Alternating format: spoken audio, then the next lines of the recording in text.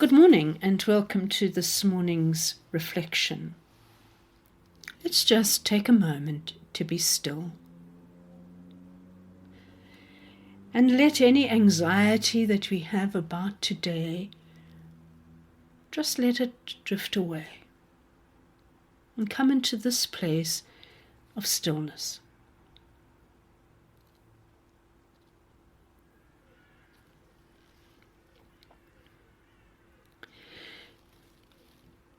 If I asked you to describe yourself, who would you say you were?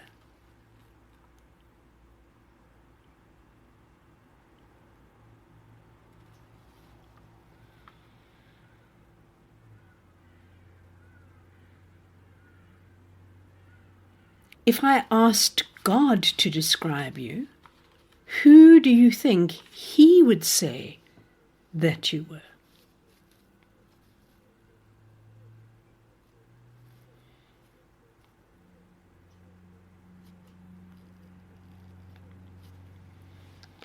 Two interesting and revealing questions, and if you need more time for them, then please stop this.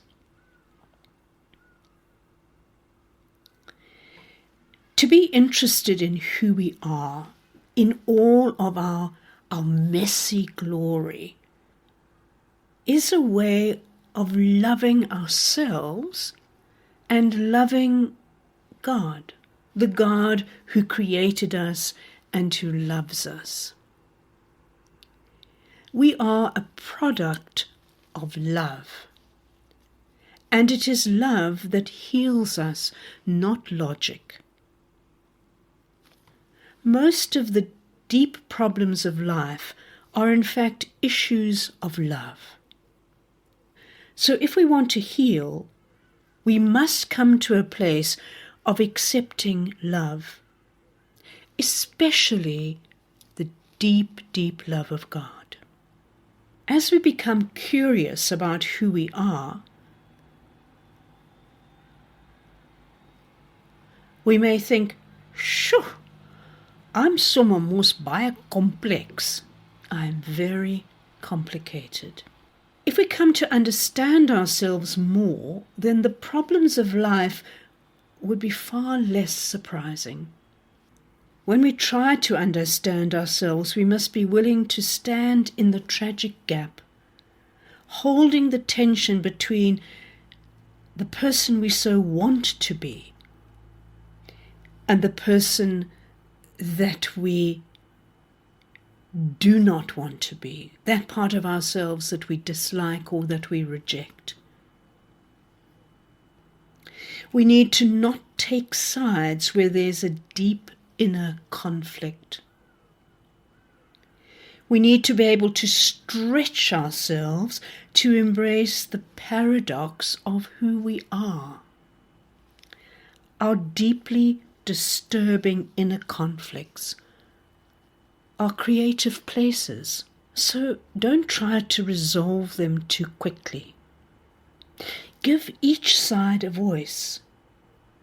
Let what is really going on in you speak. Speak to the one who knows and understands this conflict. Show up as you are before God, not as who you wish you could be. And look closely at what you are rejecting. What part of yourself are you trying to deny? And then be open to that aspect.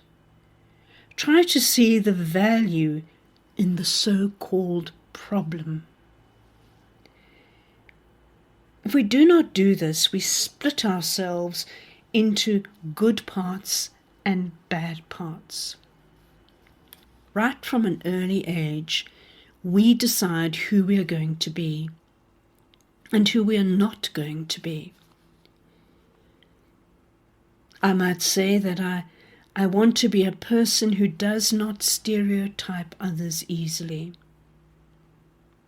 And so I choose not to be prejudiced. Or I might say I choose to be someone who stands up for the marginalized, for the poor.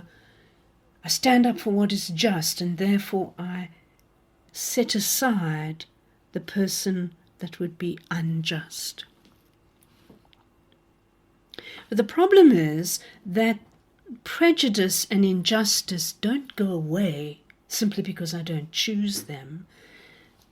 They remain capacities within me. And if we do not, with God's help, see the dark shadow, if we do not see that, in my case, perhaps prejudice and injustice have just moved into the shadows and I've become less and less aware of that part of myself. If we do not acknowledge that they are there, and with God's help face the darker side of ourselves, these darker bits can come out and bite us unexpectedly. And yet we will continue to deny their existence. If you were to accuse anybody of racism, they would vehemently deny that they are racist.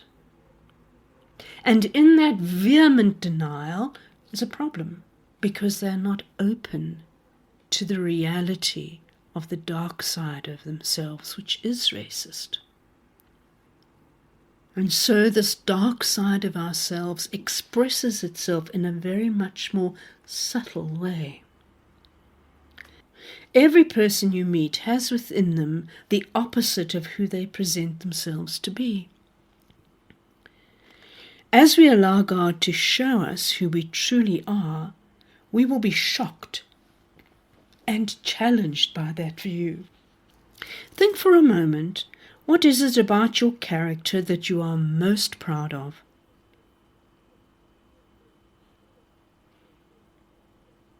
Then know that the very opposite of that is profoundly at work within you in a disguised way. The person who says, "I do not lie," has in fact in that moment told a lie. When we do this breaking open of our hearts, we soften the judgmental and moralizing voice that shouts so loudly within us. And in fact, when we open ourselves to this, we become more moral. Our morality becomes deeper. We come to see that normal does not exist. We are all eccentric. We are all one of a kind, complex people made by God. And so where is your line of perversity? What disgusts and revolts you the most? Jesus was crucified, and his crucifixion was a perversion. It was ugly, it was repulsive, it was evil, it was vindictive, malicious, and an expression of dark power. And yet it spoke a truth. So look at the places that make you want to run away and shut down. What are these places teaching you? The normal or overly good version of ourselves can often in fact be the place where we are most shallow and most easily shattered. So today consider who you are. Be curious about who you are, and invite God to open your eyes to the whole being, to his whole creation of you. And you may learn something that leads you into a place of greater wholeness and health. Amen.